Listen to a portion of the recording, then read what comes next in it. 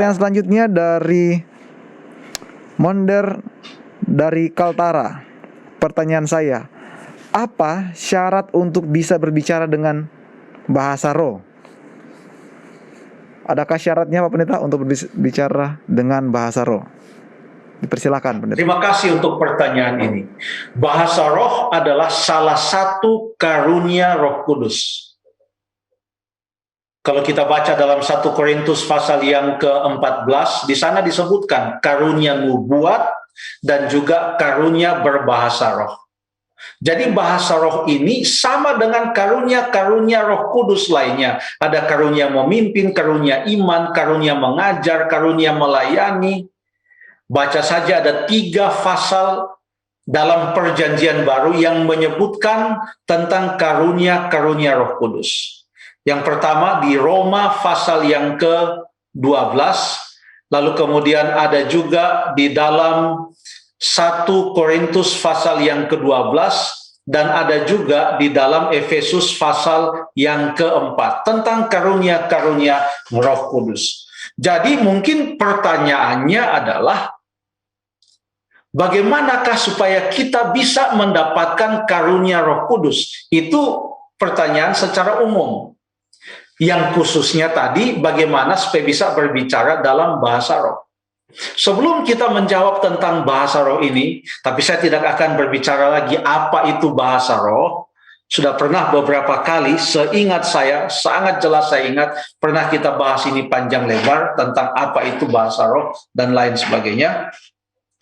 Jadi sebelum kita melihat bagaimana bisa mendapatkan karunia Roh Kudus atau bagaimana bisa atau syaratnya berbicara bahasa roh, maka kita lihat dulu bagaimana seseorang bisa mendapatkan bahasa roh, seperti apa cara, apa mekanismenya. Okay. Nah, ini harus dimengerti dengan baik karena ada terjadi sedikit overlap atau tumpang tindih antara keterampilan atau talenta, keterampilan dengan karunia rohani. Contoh, berbahasa asing adalah keterampilan. Ada orang yang mempunyai keterampilan dan bakat untuk bisa mempelajari bahasa asing dalam waktu yang singkat, bukan hanya 1, bisa 2, 3, atau yang sangat extraordinary, ada yang bisa belajar sekian banyak bahasa asing. Itu adalah bakat dan keterampilan. Tetapi bahasa asing juga, kemampuan untuk menggunakan bahasa asing, bukan bahasa ibu kita, 1 atau 2 atau 3 bahasa asing, itu juga adalah karunia Roh Kudus. Tetapi sangat jelas perbedaan antara bakat dengan karunia Roh Kudus. Sebab kalau kita tanya apa itu karunia Roh Kudus, walaupun ada unsur bakat di sana, dan bakat itu pun karunia Tuhan, maka karunia Roh Kudus itu menurut Efesus pasal yang keempat, ayat yang ke-11 adalah untuk melengkapi orang-orang kudus untuk pekerjaan pembangunan tubuh Kristus untuk mencapai suatu kesatuan yang sempurna di dalam Kristus. Jadi tujuan dari karunia rohani itu supaya ada kesatuan dalam tubuh Kristus, dan tubuh Kristus itu atau gereja atau jemaat itu boleh bertumbuh. Tujuannya adalah untuk gereja itu bertumbuh.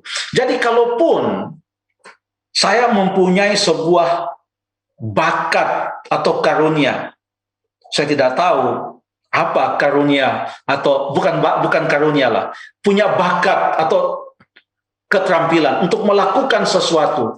Tapi kalau saya lakukan itu terlepas dari tujuan karunia roh, di mana saya tidak punya semangat dan tidak ada kerinduan, tidak ada panggilan dalam hati saya untuk melakukan sesuatu, untuk membangun tubuh Kristus demi kesatuan jemaat, maka bakat yang saya lakukan itu sehebat dan seimpresif apapun itu hanyalah bakat dan keterampilan. Karena itu tidak berfungsi untuk membangun jemaat. Karunia rohani diberikan menurut Kisah pasal 2 ayat 38, pada saat seseorang dibaptiskan, mereka akan menerima karunia Roh Kudus. Sekarang waktu mereka telah menjadi pengikut Kristus, maka Kristus bisa menggunakan bakat dan talenta, keterampilan, bahkan bisa menambahkan atau membuat lebih efektif lagi kepada orang itu sebagai suatu karunia rohani, karena orang itu merasa ada sebuah panggilan, karena ia sekarang sudah menerima Kristus, menjadi pengikut Kristus, maka ada suatu panggilan untuk menggunakan apa saja yang ada padanya untuk pelayanan pembangunan tubuh Kristus, untuk mencapai satu kesatuan yang sempurna di dalam Kristus. Dan suatu keyakinan akan panggilan untuk menggunakan sebuah bakat dan talenta atau keterampilan untuk pembangunan jemaat mencapai suatu kesatuan dalam Kristus, panggilan dan kesan dalam hati itu diberikan oleh Roh Kudus kepada kita, dan Dia memampukan kita sehingga sedikit pun yang kita tahu, Ia bisa membuat itu lebih banyak. Yang kecil yang kita tahu, Ia bisa membuat itu lebih berkuasa, karena baginya ini bukan hanya bakat dan keterampilan. Ini adalah karunia Roh Kudus. Makanya di dalam 1 Korintus pasal yang ke-12, 1 Korintus pasal yang ke-12 ayat yang ke-11 mengatakan, ayat yang ke-11, tetapi semuanya ini, itu kalau baca ayat 10 ada nubuat, berbahasa roh, mujizat, menafsirkan bahasa roh. Semuanya ini, ayat 11, dikerjakan seperti yang saya jelaskan tadi, dikerjakan oleh roh yang satu dan yang sama, yang memberikan karunia kepada tiap-tiap orang secara khusus, seperti, perhatikan, seperti yang dikehendakinya. Jadi apa kesimpulan kita secara praktikal?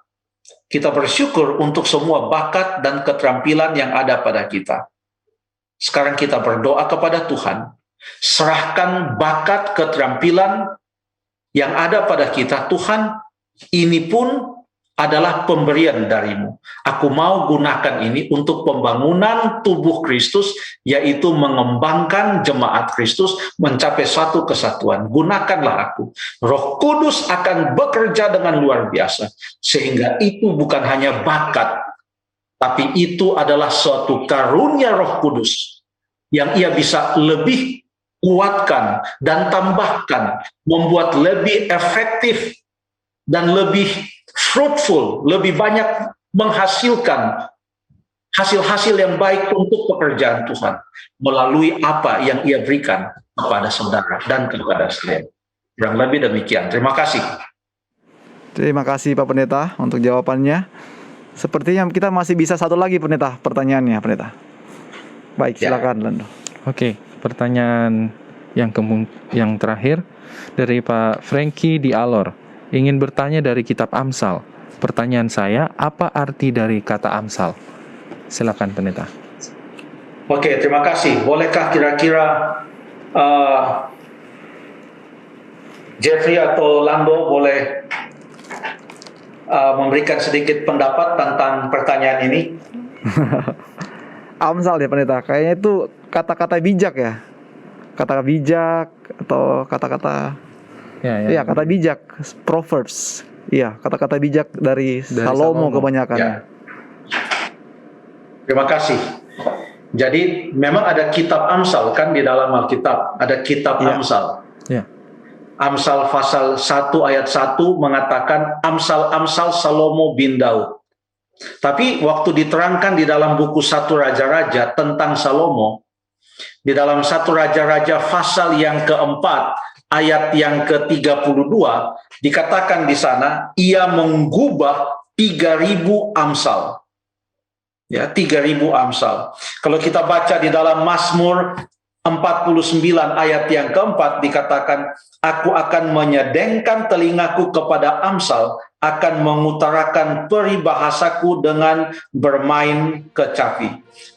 Pasal 78 ayat yang kedua. Aku mau membuka mulut mengatakan amsal. Aku mau mengucapkan teka-teki dari zaman purbakala. Ya. Jadi Amsal 1 ayat yang ke-6 mengatakan untuk mengerti amsal dan ibarat perkataan dan teka-teki orang bijak. Jadi kata amsal ini, proverbs atau dalam bahasa Ibraninya masyal, kata amsal ini mempunyai arti yang banyak. Ini bukan sekedar peribahasa, tetapi ini adalah peribahasa yang mengandung pelajaran-pelajaran yang sangat berguna. Ini kadang-kadang berupa sebuah teka-teki, di mana kalau teka-teki itu bisa ditebak dengan baik, maka teka-teki itu betul-betul adalah suatu harta yang terpendam, yang memberikan pelajaran-pelajaran yang sangat berharga. Itulah amsal. Ya, sebenarnya kalau kita baca dalam kitab Mazmur ada juga beberapa sebutan-sebutan atau peribahasa-peribahasa. Atau dalam buku pengkhotbah contohnya, ada juga peribahasa-peribahasa di sana. Itu semua adalah merupakan amsal. Ya. Terima kasih.